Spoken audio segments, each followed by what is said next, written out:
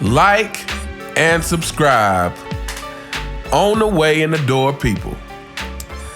Today, welcome back to Fanboy Fridays. Now you see now, you done fucked up, you know that, don't you? I See what I'm saying? I thought. No, so, you know what I'm saying? That you done fucked up now, you know that, don't you? And welcome to the first episode of the LeBron James Fanboy Files. And what I'm going to do is address the ridiculousness that some of these fanboys leave in my comments. I'm just collecting them. And on Fanboy Fridays, I'm going to address some of the ridiculousness. So today, we're going to start with a comment. I don't know what to say about it. It's just more typical fanboy stuff. But anyway, here we go. Fanboy says, what amazes me is how people speak of statistics, right?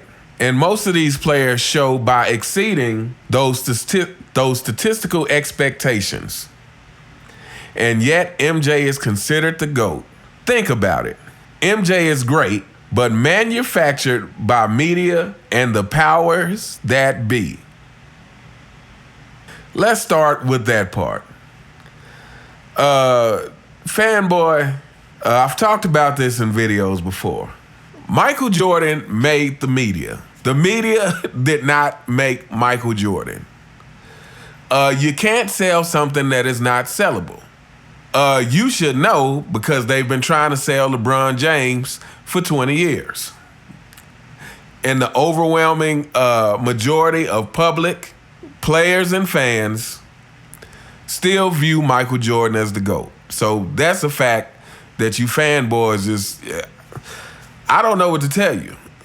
I mean, this is like not facing reality. Like, this is your reality. Your reality is getting in my comments, saying ridiculous stuff, but at the end of the day, the next poll that comes out, you're going to have to come face to face with the fact that MJ is still viewed as the GOAT. But like I was saying, MJ made the media. You can't sell what's not sellable. Because my thing is this. If you want to say the media made Michael Jordan, well, how come the media couldn't make Larry Bird into the same superstar? How come the media couldn't make Magic Johnson into that same caliber superstar? How come the media, decades later, after Michael Jordan took the NBA global and put more money in more pockets of people, can the media still not make LeBron James what they want him to be, and that's the GOAT, and what he wants to be? So fanboy, let's kill this the media made MJ thing. It's ridiculous. MJ made the media. Everything that came from MJ, again, was about how he played basketball, was about the fact that he could make non-basketball fans watch basketball. The media can't do jack without MJ's game, which is why the media can't do jack for LeBron. His game, LeBron's game, speaks for himself, and outside his royal court of fanboys, no one else is buying into the whole GOAT thing. All right, let's move on. MJ doesn't lead in none of the statistics. Everyone talks about the 6 chips. Okay, Bill Russell has 9 straight. But then everyone talks about the era. Stop it. Basketball is basketball. Okay, let's address this part. First of all, no, basketball isn't basketball.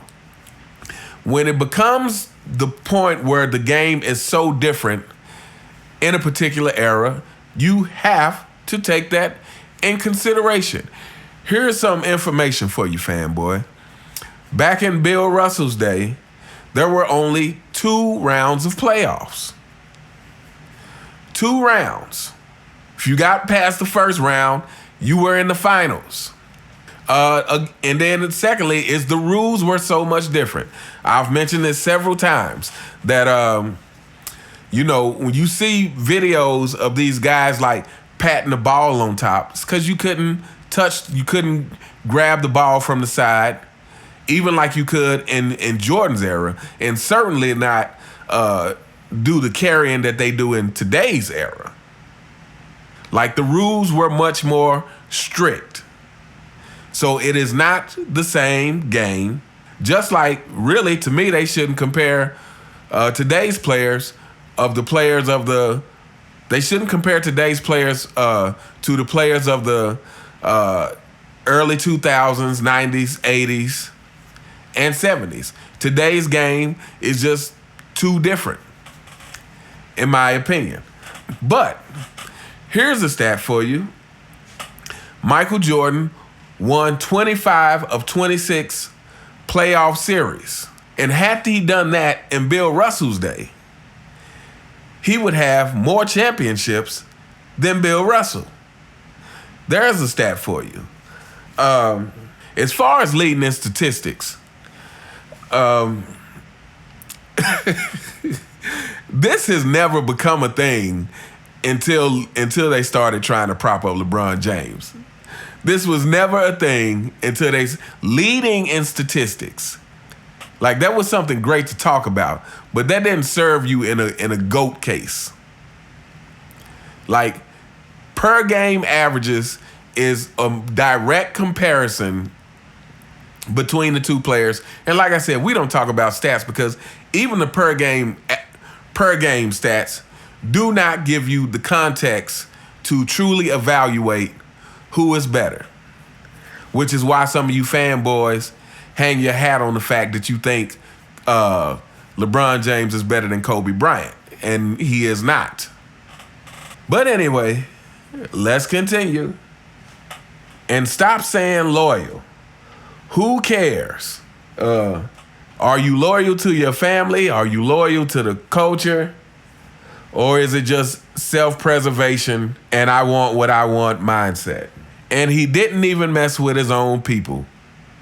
Do your research. No. How about you do your research? Because years later, it actually has come out that Michael Jordan has done a lot for his people. He's done more in the present day. But, first of all, let's talk about this fact. That Michael Jordan made the NBA so profitable that the people who look like him in the NBA today are benefiting from that. People who look like us are benefiting. Let's start there. But even going back, like, there's an interview with, I think it's Eton Thomas, who played with him on the Wizards. And he found out about all the charitable stuff that Michael Jordan did. And he asked Jordan, like, why don't you tell people about this? Because you're known as the guy who Republicans buy sneakers too. I'm paraphrasing. And it just basically seemed like Jordan didn't care about being glorified for charitable stuff. He didn't care about that. Unlike somebody. I'll let you fanboys figure out who that somebody is. Anyway, I'm not gonna read the rest of his stuff. That's it for this guy. Let's move on. Next comment from Fanboy X, whatever you want to call him. This guy actually commented on a video. I can't remember which video it was. It's probably about LeBron cheating the game or why LeBron didn't dominate his era. I think it might have been that one. But this fanboy says, most of LeBron's finals losses aren't his fault. Really? Really? I really don't even know how to respond to that.